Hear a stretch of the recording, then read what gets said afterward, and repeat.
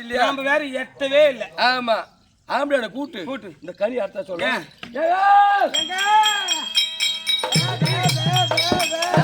சுத்தி பார்க்கும் தருவாயிலே ஒரே ஒரு மாமரம், ஒரே ஒரு பூ பூத்து, ஒரே ஒரு பிஞ்சு வச்சு, ஒரே ஒரு கனி இருக்குது.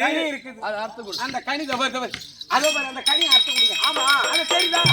ஒரே ஒரு மாமரம், ஆனா அதிசயமா தான் இருக்குது நீங்க சொல்றது. ஆனா இந்த மலை, இந்த மாமரம் இவ்வளவு பெரிய மாமரத்துல ஒரு பூவை காணோம், ஒரு பிஞ்சியை காணோம். ஆனா அது மட்டும் தனியா இருக்குதுன்னா, அவ்வளவு பேரு மாம்பழம் தனியா இருக்குதுன்னா அது அதிசயமா இருக்கும். ஆனா அத அறக்கப்படாது. அத அறத்தால் மடப்படி சந்தில போய் வாங்கி தரேன்றியா? மடப்படி சந்தில வாங்கி தரேன். வாங்கி தரேன். அது அறத்தால் நீ ஒரு சும்மா கந்தால போய் மனது கூப்பிடு.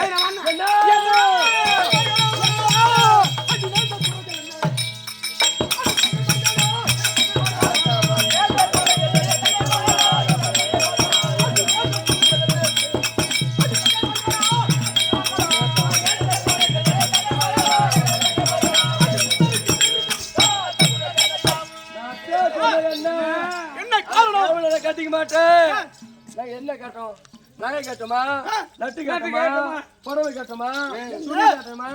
என்ன நந்தவன காட்சி, நந்தவன காட்சி பார்க்க ஒரு தருவாயில் ஒரே ஒரு மாமரம், ஒரே ஒரு பூ பூத்தி, ஒரே ஒரு பிஞ்சு வைத்து, ஒரே ஒரு காய் வைத்து பழமா இருக்குது. அது அர்த்தம் பழத்தை பார்த்து இந்த ஆளு சொல்லி நீ கட்டி வச்ச அந்த ஈரகட்ட மாப்பிள்ளை ஒரு நோட்டுகளை பெருத்து வந்துருவாரு. வெங்காயத்தை கொடுத்தாரு. அந்த மாப்பிள்ளை கூட்டு காத்து இந்த பழமே அர்த்த தலைமுறை அவனால அந்த ஆளால எங்களை வச்சு எப்படி எப்படி குப்பை கட்டுறது? ஏமா ஏன் பையன் வாங்கிக்கிறியா?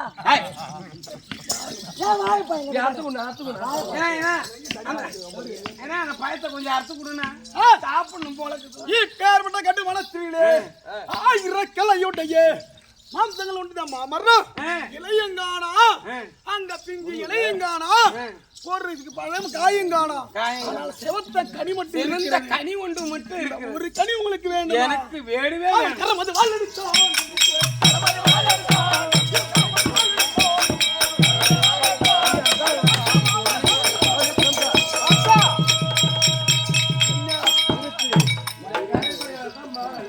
அது எப்படி வேண்ட மாமரம்? என்ன மாமரம்? 12 வருஷத்துக்கு ஒரு முறை அந்த காய் கணிக்கும். அது தனியா ஒரே ஒரு கனியா இருக்கிறது. ஆனால் அது அறுத்தால் ஒரே ஒரு மரம் ஆபத்து வரும். அதனால மரியாதை கட்டும்.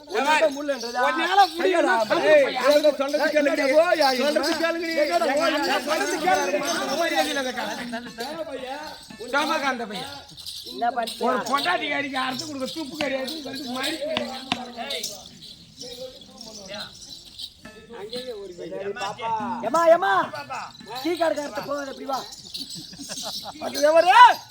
அந்த கனியை அறுத்தால் நமக்கு ஆபத்து வரும்.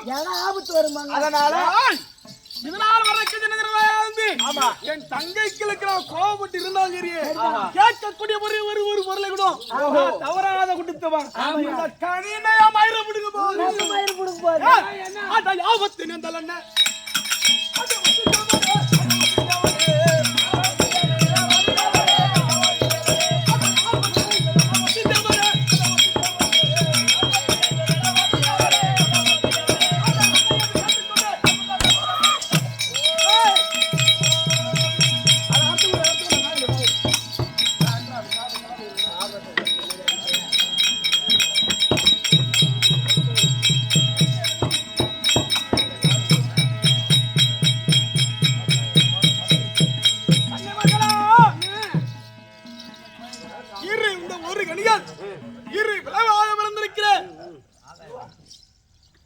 இந்த ரெண்டு கணிகளும் ஆளுக்கு பாதி பாதியா போய் சாப்பிடுங்க. முகத்தை பாரு, எனக்கு பாரு, முகத்தை பாரு.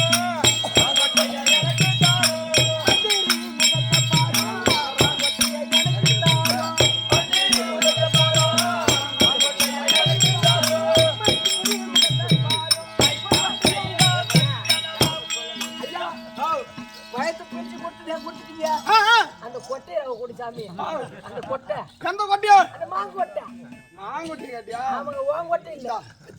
ஏ கம்சா ஆரம்பே நான் பர்த்தவரிசி பேசுகிறேன். என்ன அட சண்டாளா பாவி. சாத்தா ரிஷிகளே ஒருவன் பர்த்தவரிசி. ஆமா எதற்காக என்னை அழைத்தாய்? 17 வருஷத்துக்கு ஒரு முறை ஒரே ஒரு காய் காய்த்து பழமா பழுத்து என் கரத்தை நீட்டினால் அந்த கனியாகப்பட்டது என் கரத்தில் வரும். அது புசுப்பதி பழக்கம். இப்போ இன்று தினத்திலே எப்போது அந்த கனி அறுத்து ஒரு தங்க தேவைக்கு ரோகிணி கொடுத்தியோ 8வது பிள்ளை கட்டாயம் மரணம் புரிய சாபம்.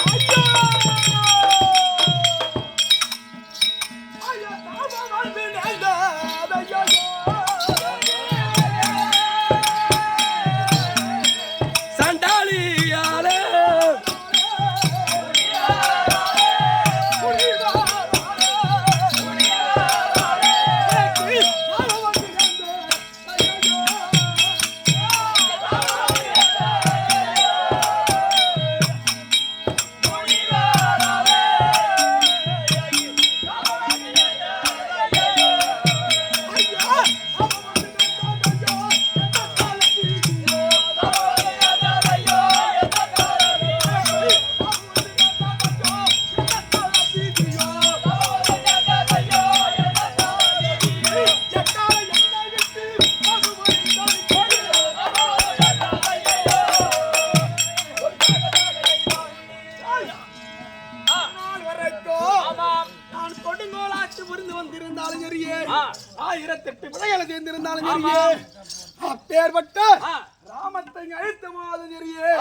அந்த ராமம் ஓட்டவனால் எனக்கு கட்டாயம் சொன்னா மரணம். ஆமா காராமது கொடுத்த சாபத்தை மறந்தே. ஆமா ஆனால் சப்தரிசிகளே ஒருவனாக இருக்கக்கூடிய அப்பேற்பட்ட முனிவராகப்பட்டவர் பேர்பட்ட கானகத்திலே 12 ஆண்டு தவத்தை செய்து அந்த கையில மட்டை ஆண்டு வரக்கூடிய மருமூர்த்தியை தஞ்சம் என்று வருகின்றது. அப்போது ஒரு புதிகக்கூடிய நேரத்திலே அந்த மாங்கனி வா என்ற ஒரு கரத்திற்கு வரும். அந்த மாங்கனியை புசித்து மீண்டும் 12 ஆண்டுகள் தவம் செய்வார்கள். அந்த பசியைக்காக கனியை நான் அறுத்து கொடுத்த காரணத்தினால் அப்பேரோட பருத்து ருசி எனக்கு சாபம் தந்தாரு.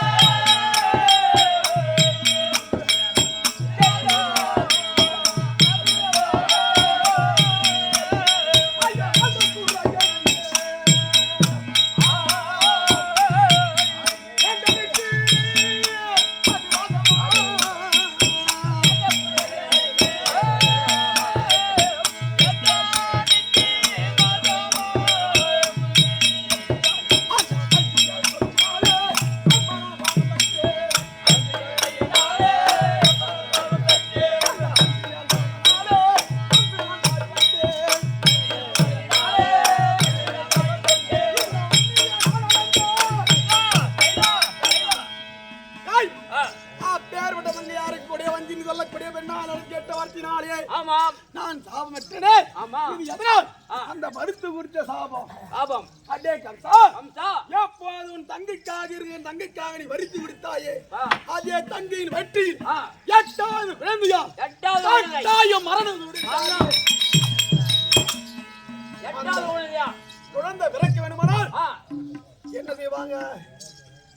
இந்த வசதி எவனும் தேவைக்கு ரோகிணி உண்டா சேர்ந்தால் மட்டுமே இந்த குழந்தையாகப்பட்டது பிறக்கும். அப்பேற்பட்ட வசுதேவன் இல்லை என்றால் இந்த குழந்தை பிறக்குமா? குழந்தை பிறக்காது. அந்த வசுதேவன் இருந்தா குழந்தை பிறந்து விட்டோம். ஆமா அந்த வசுதேவனின் ஒரே வெட்டிட்டா அவன் சாபியமாயிரும். நான் புரிந்து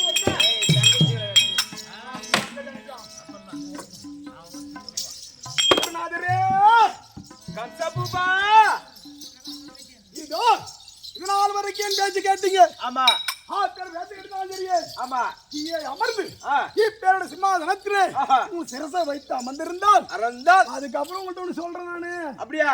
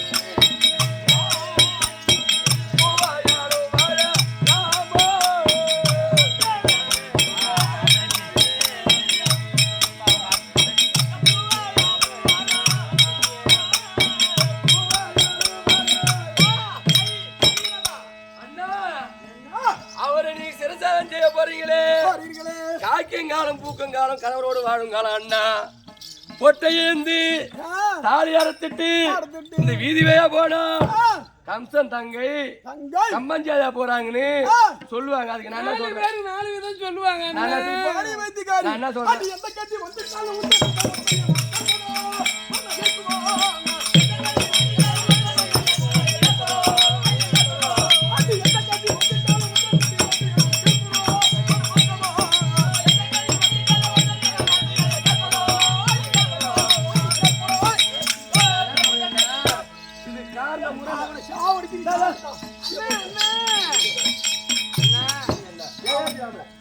இது காரணம் பூரா நாங்க தான். அந்த கனி நாங்க தான் கேட்டோம். எங்க வீட்டுக்கார விட்டுரு, எங்க 2 பேரும் நீ என்ன பண்ற பண்ணி. கண்டிப்பா நீங்க 2 பேர் தான். அவரு கூட அந்த மாமரத்துல இருக்க கனி பெருக்கி மொத்த எடுத்தாரு. ஆமா, நீங்க தான் ஆசைப்பட்டீங்க. ஆமா, அம்மினே நீங்க உட்காருங்கப்பா. அண்ணன் செய்ய போறாரு. என்ன செய்ய போறாரு? கனி போடாத வெங்காயத்துல செய்யுங்க. அவன் கரமது பால் எடுத்தா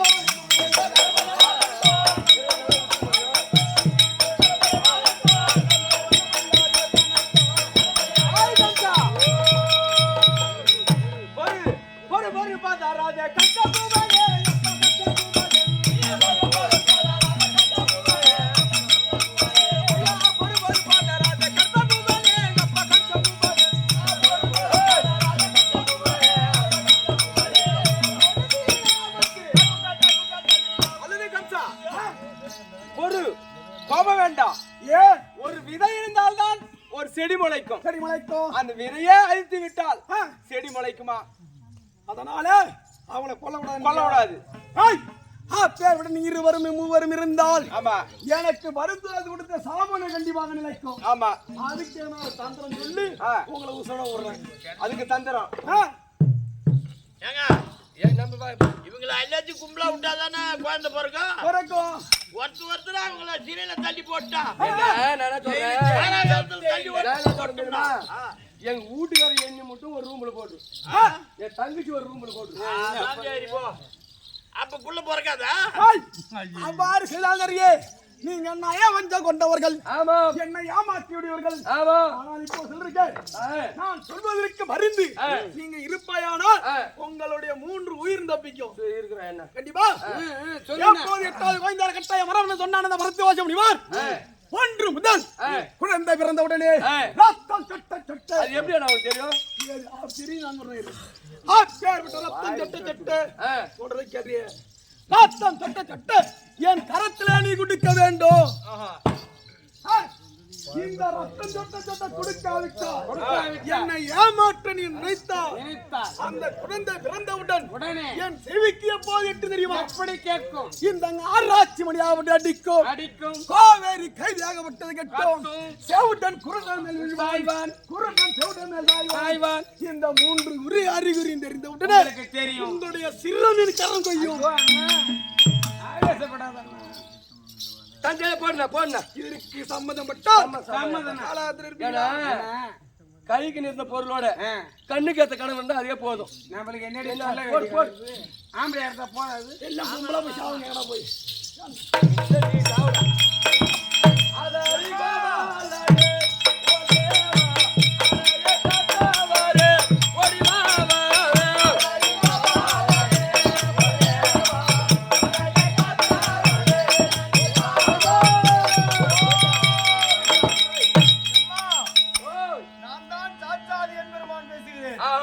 அதாவது கம்சனாக விட்டவன் உங்களை 3 சிறைதாக அடைத்து விட்டான்.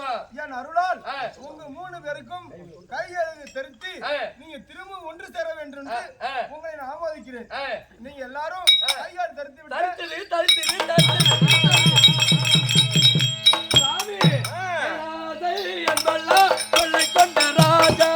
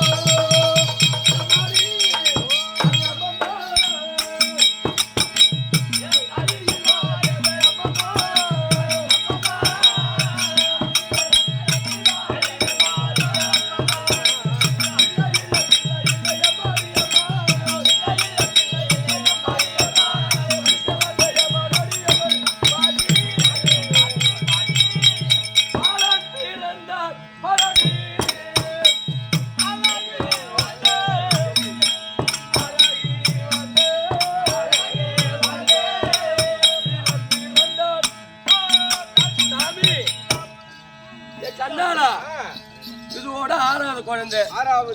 ரத்தம் சொட்ட சொட்ட இதுவும் கொடுக்கணுமா? ஆமா குத்துதான் அவன அப்புறம் என்ன பண்ண முடியும்? நல்ல ஒரு ஆட்சி. ஆமா கொடுத்துட்டு வாங்க. ஆட்டம் நாராட்சி மனையும் அடிக்குதா அடிக்குதா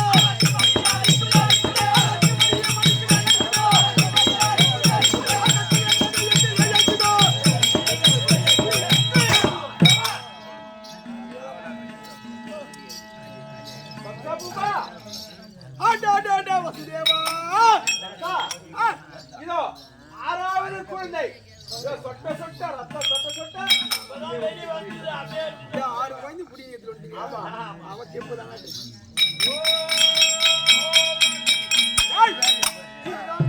குழந்தைகளையுமே ரத்தம் சொட்ட சொட்ட இந்த வட்ட மதுராயிருக்க சிம்மாதனத்திலே விழுந்த உடனே இந்த ரத்தமாகப்பட்டது என் அரண்மனையிலே இருக்கும் போது நரக வாட வீசுகிறது. இந்த சிரமாகப்பட்டது என் காலாகப்பட்டதும் சேர்ந்து என் எல்லை காப்பாற்றி விட வேண்டும்.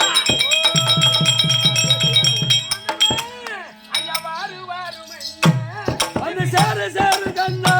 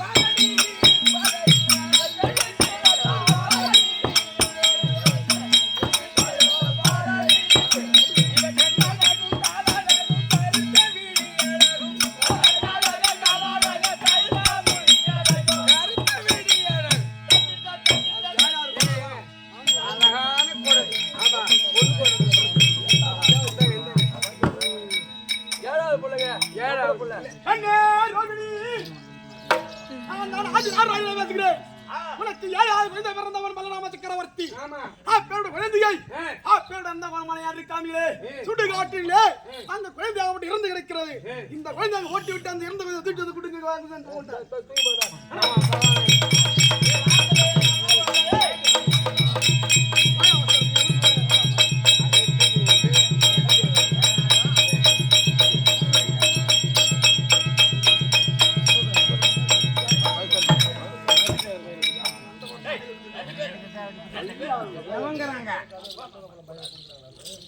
நீ போடா நீ போயா பின்னால வார்த்தை புடிச்சிட்டு வாங்கயா. நீ விடுறா ஏனில வேண்டாம் வீட்டு இல்ல செத்து போயிருக்கியா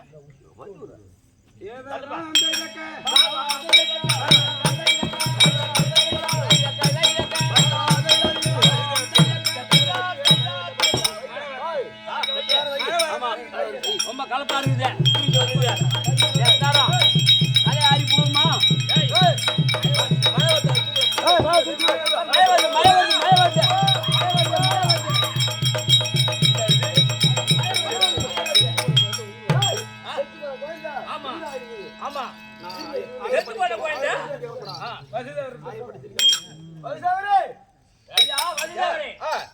செத்து போன குழந்தை தூக்கிட்டு போனோம்.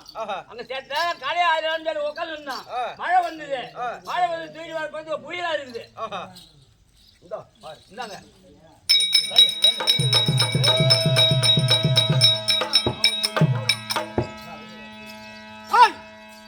6 குழந்தைய ரத்தம் சொட்ட கொடுத்தான். குழந்தையாவட்ட ரத்தம் சொட்டாமல் அந்த குழந்தையாவட்ட உயிராக விரிந்து என் கரத்திலே இருக்கிறது. ஏன் என் கரத்துல சாவ கூடாதுன்னு செத்தே பிறந்துக்குது. இந்த குழந்தைய என் கரத்தால வெட்டத்தோட என் காலால மிதிச்சு அதை கோயவனா கிடவே போதும்.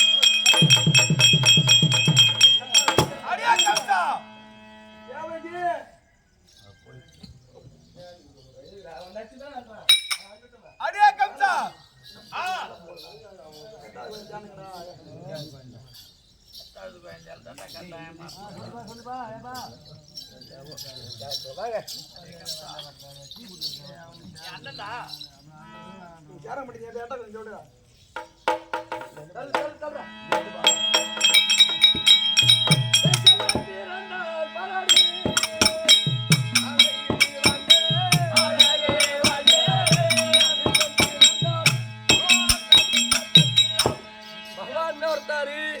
எட்டாவது குழந்தை பிறந்தால் நந்தகோபால மனையில் சென்று அசோதரத்தில் வைத்துட்டு அங்க இருக்கக்கூடிய பெண் குழந்தை சேர்த்து வந்து கொடுக்க சொன்னாங்க. ஆமா, அதே மாதிரி செய்யுங்க போங்க. ஆகட்டும்.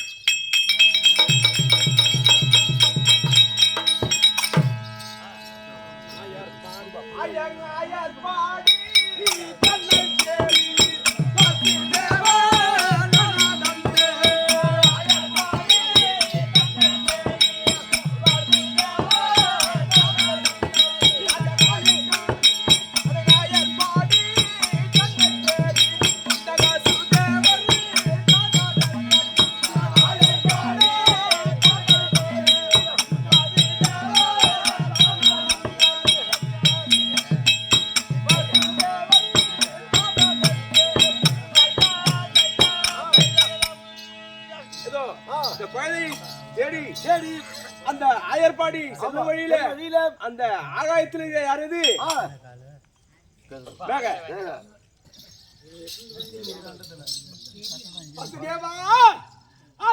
ராஜ்ய மனையை அடிக்கவில்லையோ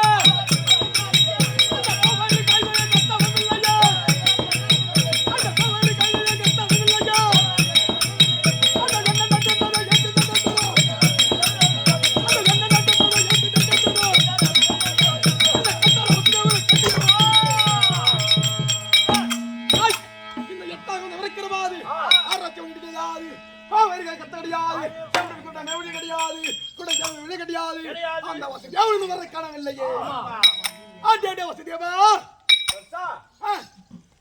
எங்க இறந்தே இருக்குது குழந்தை. இந்த எட்டாவது குழந்தை வாயும் வாயும் போட்டு வாயும் வாயும் போட்டு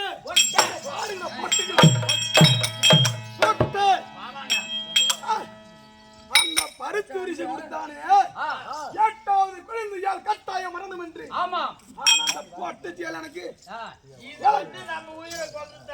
இதனால் வரைக்கும் கரத்தாலும் கால்களாலும் கொண்ட குழந்தை கரத்தாலோ கால்களை கொள்ள முடியாது. என் பாவம் கொள்ளாதது இந்த பெண்ணை தூக்கி ஆகாயத்தில் வீசினார். அந்த குழந்தையோட மீண்டு கீழே வரும். அது வருகிற போது என் கரத்தில் இருக்க வளாயத்தை நீட்டினால் அது இரு செலவாக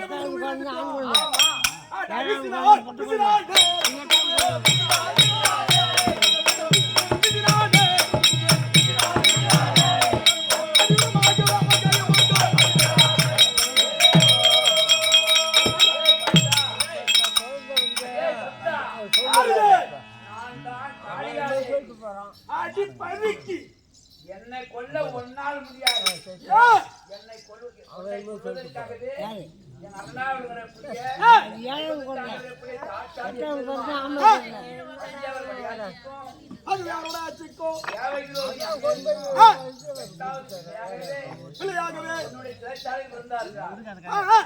ஆயர்பாடி வந்து கொண்டு வருகிறார். ஆயர்பாடியிலே வந்து கொண்டு வருகிறார்.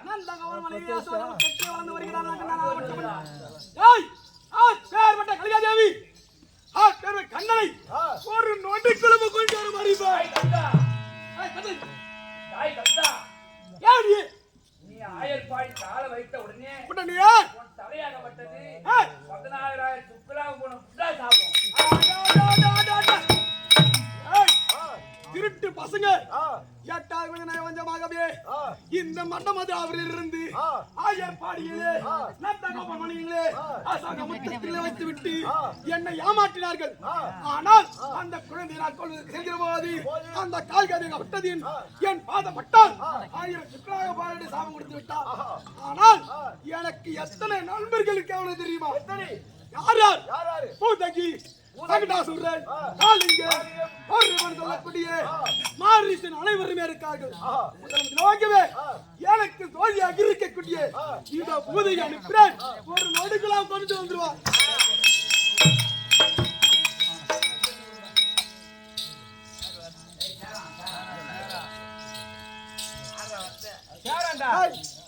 அந்த நாங்க மட்டும் பூதியை ஏகிவிட்டு அந்த பூதியாக மட்டுமல் நந்தகோவன் மனையை தேடி செல்ல ஆயர்பாடியில இருக்கக்கூடிய அசோத தர்பராவரால் அவளாகட்ட விஷயம்.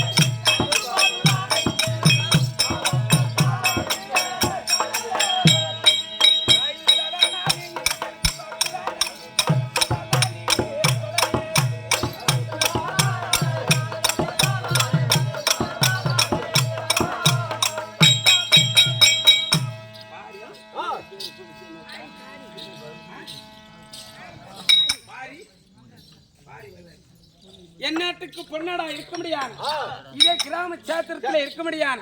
பாரி வள்ளல் சொல்ல முடியாது, எப்படி வள்ளலாக கொடுத்தாரோ பாரின்னு சொல்ல முடியாது. ஒரு தேருக்கு சமமான பாரி வள்ளல் எப்படி வாரி கொடுத்த சொர்ணகாணிக்கை 100 ஒரு 100ஐ 1 லட்சமாக பாவித்து அன்னிவர் பெங்களி எல்லா வல்ல இந்த மன்மதன் குடியிருந்து ஒரு காணி கொடுக்க மறுகாணிக்கு வளர வேண்டும். கிருஷ்ணா உனக்கு அர்ப்பணம்.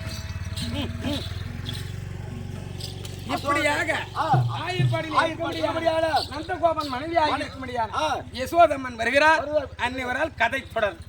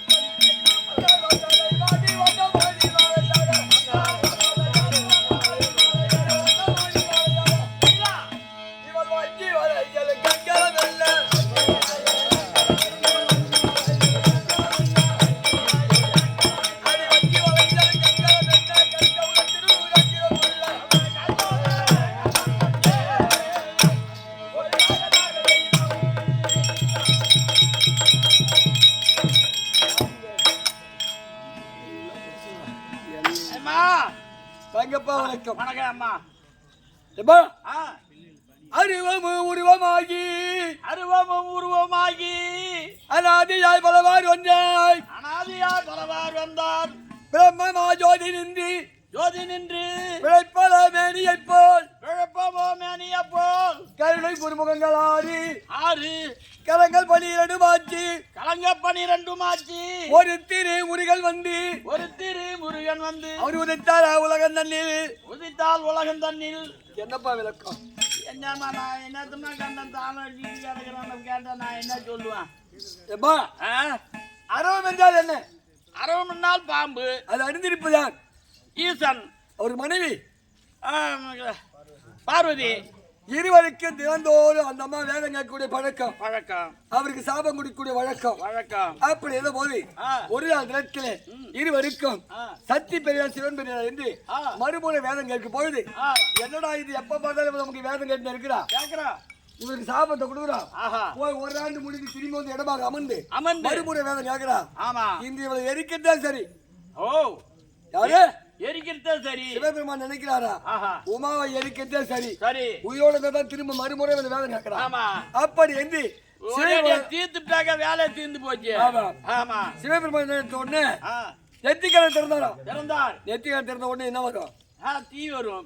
6 பொறியாக தரித்ததா. ஆமா. அந்த 6 பொறி மூலவத்தில் வீழ்ந்தார். விழுந்தார். பக்தி எழுந்து ஆஹா. வாழ்தேவன் பார்த்தார். ஆ. லேசாக வீசினாராம். வீசினார். வீசிய பொழுது ஆ. அது எங்க போய் விழுந்தது? எங்க? சரவணமொழி நதியில. ஆ. அப்படி விழுந்த உடனே விழுந்தவுடன் 6 பொரியம் ஆ, 6 சிசுவாக மாறியதாம். 6 குழந்தையாக மாறிவிட்டது. மாறிய பொழுது ஆ, இந்த 6 குழந்தையானது ஆ, தாய் இல்லை என்றால் ஆ, அது அனாதையாக விடுமே, ஆமா. உயிரோட வாழுமா? வாழ முடியாதம்மா. அப்படி என்று ஆ, 6 வீரிய காட்டிய பெண்களை உண்டு செய்தாராம். செய்தார். யாரு? பரமக்கடவுள் சிவபெருமான். ஆமா. உண்டு செய்த உடனே ஆ,